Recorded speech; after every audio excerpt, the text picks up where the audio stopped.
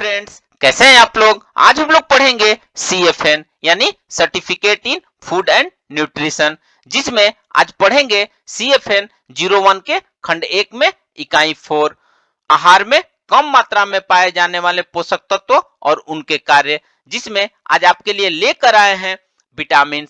तो video start करने से पहले जो भी फ्रेंड्स हमारे चैनल पे नए आए हैं कृपया चैनल को सब्सक्राइब कर ले और बेल आइकन को प्रेस कर दे, ताकि जो भी लेटेस्ट वीडियो हमारे चैनल पे आए वो सबसे पहले आपको मिल सके। तो आइए ज्यादा टाइम को न किल करते हुए चलते हैं अपन टॉपिक पर। आहार में कम मात्रा में पाए जाने वाले पोषक तत्व और उनके कार्य में विटामिन के बारे में पढ़ेंगे। तो आइए वीडियो को स्टार्ट करते हैं। विटामिन तत्व हमारे शरीर स्वास्थ्य के लिए बहुत जरूरी है। यद्यपि हमें विटामिन की कम मात्रा में चाहिए, लेकिन आहार में इनका होना बहुत जरूरी है, क्योंकि हमारा शरीर इन्हें स्वयं नहीं बना सकता है। इनकी कमी से शरीर में कई रोग हो जाते हैं। घुलनशीलता के आधार पर इन्हें दो वर्गों में बांटा जा सकता है। सबसे पहले देखेंगे वसा में घुलने वाले विटामिन। इस वर्ग में विटामिन ए, डी, ई तथा के आते हैं। इनके पूर्णतः अवशोषण के लिए भोजन में वसा की आवश्यकता होती है। ये विटामिन जब कभी अधिक मात्रा में ले लिया जाए तो वसा में घुलनशील होने के कारण शरीर में खास तौर पर जिगर में जमा हो जाते हैं। नेक्स्ट वन है जल में घुलने वाले विटामिन। इस वर्ग में बी समूह के विटामिन तथा सी आते हैं। ये जल में घुलनशील होते हैं, अतः भोजन में अधिक मात्रा में होने पर मूत्र के साथ बाहर निकल जाते हैं। इसी कारण शरीर में यह जमा नहीं किए जा सकते, इसलिए हमें प्रतिदिन इनकी सही मात्रा में सेवन करना चाहिए। आइए सबसे पहले वसा में घुलनशील विटामिन की प्राप्ति के स्रोत और उनके कार्य और प्रभाव के बारे में पढ़ते हैं, जिसमें पहला हो जाएगा विटामिन ए। भोजन में यह विटामिन हमें दो रूपों में मिलता है। तो विटामिन ए का हमारे शरीर में उपयोग रेटिनॉल के रूप में होता है। सामान्यतः रेटिनॉल को विटामिन ए कहते हैं। रेटिनॉल हमें पशुजन्य पदार्थों से मिलता है। दूसरा है कैरोटीन। विटामिन ए का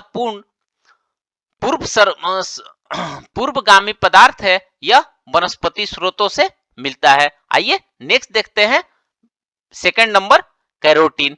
विटामिन ए का पूर्वगामी पदार्थ है। यह वनस्पति स्रोतों से मिलता है। कैरोटीन हमारे शरीर में विटामिन ए या रेटिनॉल के रूप में परिवर्तित होने के बाद प्रयोग में लाया जाता है।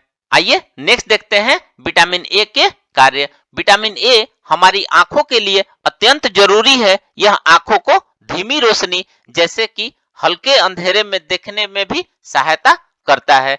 यह हमारी आंखों को स्वस्थ, स्वच्छ और नम बनाए रखता है और उन्हें कई रोगों से बचाता है। विटामिन ए त्वचा के स्वस्थ विकास में सहायता करता है। यह पाचन तंत्र, प्रजनन तंत्र तथा मूत्र नलियों के अंदर की श्लेष्मा की परतों को स्वस्थ बनाए रखता है। यह शरीर के सही विकास और वृद्धि के लिए आवश्यक है। विटामिन ए के साधन मक्खन, घी, दूध, अंडा, जिगर, मछली या मछली के तेल आदि रेटिनॉल या विटामिन ए के अच्छे स्रोत है। हरी पत्तेदार सब्जियां जैसे मूली के पत्ते, बथुआ, पालक, मेथी आदि कैरोटीन के अच्छे स्रोत है। लाल पीली सब्जियां जैसे गाजर, टमाटर, लौकी तथा फल जैसे पपीता और आम आदि कैरोटीन के अच्छे स्रोत है। अंडा, दूध व मक्खन में रेटिनॉल के अलावा थोड़ी मात्रा में कैरोटीन भी पाया जाता है। आइए नेक्स्ट देखते हैं विटामिन ए का शरीर पर प्रभाव। आहार में विटामिन ए की कमी से शरीर को क्या क्या हानियां होती है। यदि भोजन में विटामिन ए की कमी हो या शरीर में वसा का ठीक से अवशोषण न हो तो तब विटामिन ए की कमी हो जाती है। इसकी कमी से हमारे पहले आंखों पर बुरा प्रभाव पड़ता है और मनुष्य को कम रोशनी में दिखाई देना बंद हो जाता है। इस अवस्था को रतौंधी या रात का अंधापन कहते हैं। यदि इसे ठीक न किया जाए तो धीरे धीरे आंखों की पलकों में खुश्की आ जाती है और वह सुस्त पड़ जाती है। यदि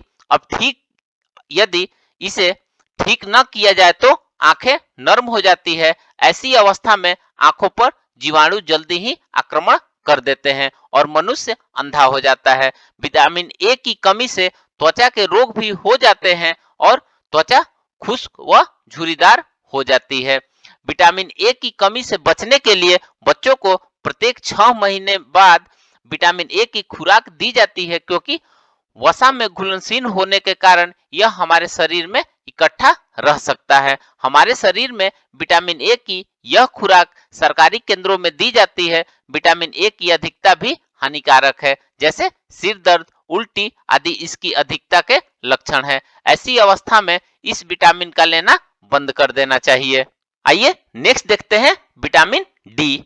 विटामिन डी हमारी त्वचा के नीचे एक पूर्वगामी पदार्थ होता है। हमारी त्वचा सूर्य की किरणें की उपस्थिति में इस पदार्थ से हमारे लिए विटामिन डी बनाती है। यह विटामिन हमें थोड़ी मात्रा में कुछ खाद्य पदार्थों से भी मिलता है। आइए नेक्स्ट देखते हैं विटामिन डी की प्राप्ति के साधन। यदि मनुष्य को ठीक प्रकार से सूर्य की किरणें मिलती रहे तो वह त्वचा आवश्यकता के अनुसार 7 डिहाइड्रो कोलेस्ट्रॉल से विटामिन डी बना लेती है। इसकी प्राप्ति के अच्छे स्रोत है जिगर, मछली, मछली का तेल, अंडे का पीला भाग, दूध, मक्खन, घी इत्यादि। मछली के तेल में यह काफी मात्रा में होता है। विटामिन ए की भांति यह विटामिन भी वनस्पति घी में डाला जाता है। आइए इसके कार्य के बारे में देखते हैं। यह कैल्शियम के अवशोषण के लिए अत्यंत आवश्यक है। यह हड्डियों व दांतों में कैल्शियम के संग्रहण को नियंत्रित करता है, अतः यह हड्डियों व दांतों को मजबूत बनाने में सहायता करता है। आइए नेक्स्ट देखते हैं विटामिन डी का हमारे शरीर पर क्या प्रभाव पड़ता है। उन बच्चों तथा स्त्रियों में जो खास तौर पर घने अंधेरे व भीड़ वाले वातावरण में रहते हैं, जहां तक सूर्य की किरणें ठीक से नहीं पहुंच पाती, विटामिन डी की कमी पाई जाती है। विटामिन डी की कमी से बच्चों में रिकेटस नामक रोग हो जाते हैं। इस रोग में बच्चे के शरीर में कैल्शियम व फास्फोरस का अवशोषण ठीक से नहीं होता है, जिससे बच्चों की हड्डियां मजबूत नहीं बन पाती है। इससे बच्चे का विकास ठीक से नहीं होता है। हड्डियां बच्चे के भार को सहन नहीं कर पाती है, जिससे पैर टेढ़े मेढ़े हो जाते हैं। उनकी बाहें व टांगे का अंतिम सिरे बढ़ जाते हैं। कलाई या एड़ियों का आकार बढ़ जाता है। इसके कारण बच्चे देर से चलना सीखते हैं। इसके अतिरिक्त जरा से गिरने से भी बच्चे की हड्डियां टूट जाती है। इनके दांतों का विकास ठीक से नहीं होता है तथा ये खराब हो सकते हैं। लड़कियों में विटामिन डी की कमी से कूल्हे की हड्डियां ठीक प्रकार से नहीं बन पाती है, जिससे बड़े होने पर उनके प्रसव में बाधा आती है। आगे चलकर इसकी कमी से कूल्हे की हड्डियां कमजोर पड़ जाती है। हड्डियां शरीर का भार सहन नहीं कर पाती है, अतः वे मुड़ जाती हैं या टूट जाती हैं। इससे चलने में कठिनाई होती है तथा प्रसव में बहुत बड़ी पीड़ा होती है। इसे हम ऑस्टियोमलेशिया कहते हैं। आइए नेक्स्ट देखते हैं विटामिन ई। यह भी वसा में घुलनशील विटामिन है। यह स्वस्थ प्रजनन अंगों के लिए आवश्यक है। इस विटामिन की कमी से प्रजनन अपना कार्य ठीक से नहीं कर पाते हैं। इस विटामिन की कमी बहुत कम पाई जाती है, क्योंकि यह विटामिन हमारे रोज सेवन करने वाले खाद्य पदार्थों में पाया जाता है। शरीर को इस विटामिन की बहुत थोड़ी मात्रा में आवश्यकता होती है, अतः उसकी पूर्ति आसानी से हो जाती है। विटामिन ई की प्राप्ति के मुख्य स्रोत साबुत अनाज, सोयाबीन, मूंगफली, नारियल के तेल इत्यादि होते हैं। आइए नेक्स्ट देखते हैं विटामिन के। विटामिन के रक्त के जमने में सहायक होता है। जब हमारे शरीर से चोट लगने पर या कट जाने पर रक्त बहने लगता है, तो उस रक्त प्रवाह को रोकने के लिए विटामिन बहुत ही आवश्यक है। यह विटामिन कुछ हद तक हमारे पाचन तंत्र में पाए जाने वाले जीवाणुओं द्वारा भी बनाया जाता है। हरे पत्तीदार सब्जियां, पालक, मेथी, मूली के पत्ते इत्यादि इसके अच्छे स्रोत है। विटामिन के की कमी से शरीर पर कहीं भी चोट लगने या कट जाने पर काफी मात्रा में रक्त निकलता है। बच्चे का जन्म पर अधिक रक्त प्रवाह रोकने के लिए यह विटामिन गर्भवती स्त्रियों को दिया जाता है। आइए नेक्स्ट देखते हैं बी समूह के विटामिन। यह एक ही तरह के विटामिनों का समूह है जो एक जैसे खाद्य पदार्थों में पाया जाता है। ये विटामिन जल में घुलनशील होते हैं, अतः खाद्य पदार्थों को जिस प्रकार पानी में भिगोया या पकाया जाए उससे ये विटामिन घुल जाते हैं, इसलिए उस पानी को फेंकना नहीं चाहिए। इस समूह में आने वाली मुख्य विटामिन इस प्रकार से हैं: vitamin B1, vitamin B2, vitamin B3, folic acid और विटामिन B12। आइए इनके स्रोत के बारे में जानते हैं। साबुत अनाज, दालें, सूखे मेवे आदि थायोमिन व नायोसिन के अच्छे स्रोत हैं। खमीर उठाए गए तथा अंकुरित पदार्थ जैसे अंकुरित दाल इत्यादि में भी ये विटामिन काफी मात्रा में होते हैं। पशुजन्य खाद्य पदार्थों जैसे अंडा, जिगर, मस्तिष्क और गुर्दे में भी बी समूह के विटामिन की प्रचुर मात्रा में मिलते हैं। दूध व दूध से बने पदार्थों में राइबोफ्लेविन की मात्रा काफी होती है। इनमें एक पूर्वगामी पदार्थ भी पाया जाता है जो शरीर में नायोसिन में परिवर्तित हो जाता है। हरी पत्तेदार सब्जियां जैसे मेथी, पालक, बथुआ आदि में राइबोफ्लेविन व फोलिक एसिड के अच्छे स्रोत है। आइए इसके कार्य के बारे में पढ़ते हैं। बी समूह के विटामिन सामान्यतः वृद्धि के लिए आवश्यक होते हैं। इस समूह के विटामिन हृदय, नाड़ी तंत्र, दिमाग और त्वचा, आंखों व पाचन तंत्र जैसे महत्वपूर्ण अंग के कार्यों को सुचारू रूप से चलाने में सहायता करते हैं। विटामिन B12 व फोलिक एसिड शरीर में नई रक्त कोशिकाओं का निर्माण करते हैं। आइए नेक्स्ट देखते हैं बी समूह के विटामिन की कमी का शरीर पर प्रभाव। विटामिन B1 या थायोमिन की कमी से बेरी-बेरी नाम का रोग हो जाता है। इस कमी से रोगी दुर्बल हो जाता है, उसे भूख नहीं लगती तथा मांसपेशियां ठीक से काम नहीं करती है, टांगे कमजोर और भारी हो जाता है, उनमें जलन सी होती है। यदि समय पर उपचार न किया जाए तो हृदय की कार्य क्षमता कम होती है और मृत्यु भी हो सकती है।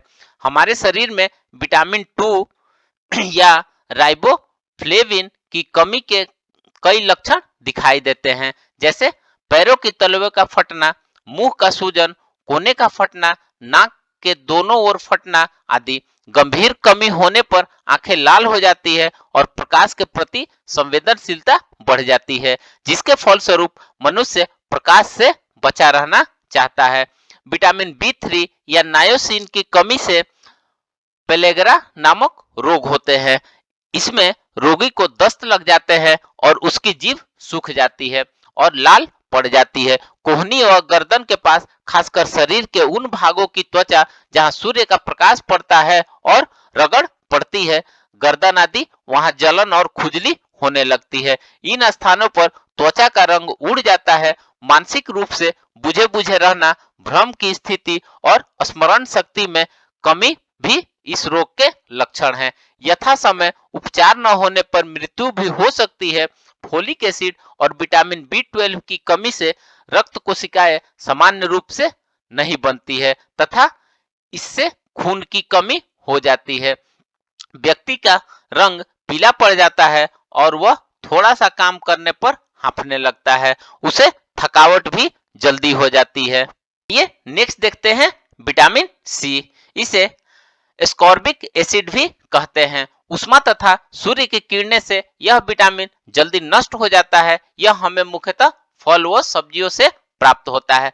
आइए नेक्स्ट देखते हैं विटामिन सी के स्रोत। विटामिन सी को प्राय ताजे फल वाला विटामिन कहते हैं। पकाने पर यह जल्दी नष्ट हो जाता है। रसदार खट्टे फल जैसे संतरा, मौसमी, नींबू आदि में यह विटामिन अच्छी मात्रा में पाया जाता है। अंकुरित चना, अमरूद, अनानास भी इसके अच्छे स्रोत है। बंद गोभी, हरी मिर्च, टमाटर, हरी पत्तेदार सब्जियां जैसे पालक, मेथी, मूली के पत्तों इत्यादि में भी यह अच्छी मात्रा में पाया जाता है। आंवला विटामिन सी का सस्ता व अच्छा स्रोत है। आइए विटामिन सी के कार्य के बारे में पढ़ते हैं। विटामिन सी स्वस्थ दांत, मसूड़ों, त्वचा के निर्माण के लिए आवश्यक है। यह विटामिन हमें रोगों से बचाने में भी क्षमता भी प्रदान करता है। आइए नेक्स्ट देखते हैं विटामिन सी का हमारे शरीर पर प्रभाव। इसकी कमी से स्कर्वी नामक रोग हो जाता है। रोगी के मसूड़ों में दर्द होने लगता है, वे सूज जाते हैं तथा उनसे खून बहने लगता है। दांत ढीले हो जाते हैं और गिर भी जाते हैं। शरीर के जोड़ों में सूजन आ जाती है तथा वे नरम हो जाते हैं, उनमें दर्द भी रहता है। तो फ्रेंड्स, इस प्रकार से आज हमने विटामिन सी के बारे में पढ़ा। तो मिलते हैं एक नए वीडियो के साथ में, तब तक से हमारे चैनल पे बने रहिए। धन्यवाद।